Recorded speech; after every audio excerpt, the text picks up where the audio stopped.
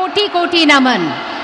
आइए जोरदार करतल ध्वनि के साथ स्वागत करते हैं सर्वप्रिय जनप्रिय प्रधानमंत्री श्री नरेंद्र मोदी जी का।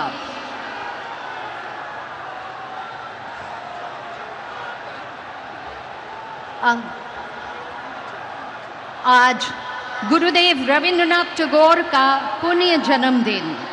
इस अवसर पर माननीय प्रधानमंत्री जी पुष्पांजलि कर रहे हैं एवं সেই সঙ্গে আছেন सीएम डेजिग्नेट श्री शुभेंदु अधिकारी। टैगोर का पुण्य जन्मदिन।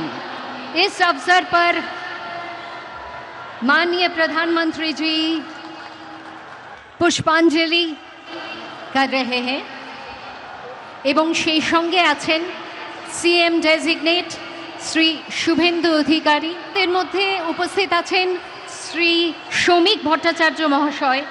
আমি তাকে অনুরোধ জানাবো আজকে শ্রী মাখনলাল সরকার সম্পর্কে তিনি আমাদের বলবেন।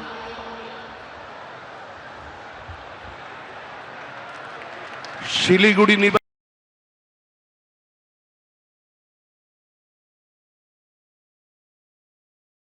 নিবাসী শ্রী মাখনলাল সরকার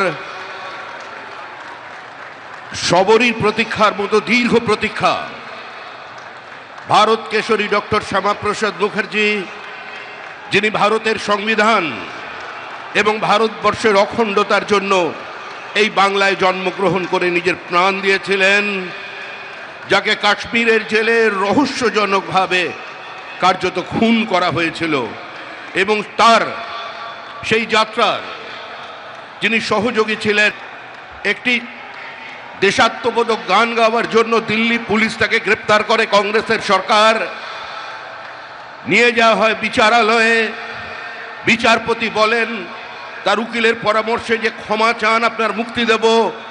কিন্তু মাখনলাল সরকার বলেছিলেন আমি কোনো অপরাধ করিনি, সুতরাং আমি একটা গান গেয়েছি।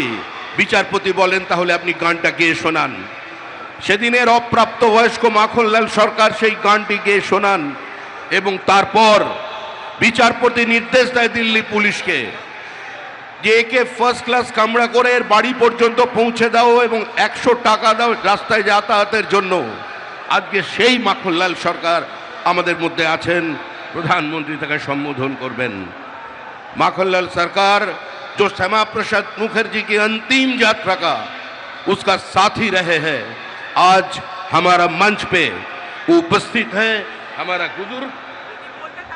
हमारा बुजुर्ग जो जीवन में किसी का सामने सर नहीं झुकाया और ऐसे हजारों कार्यकर्ता का बलिदान और प्रतीक्षा का कारण आज इस पार्टी सत्ता में आए हैं। यह सिर्फ कोई सत्ता की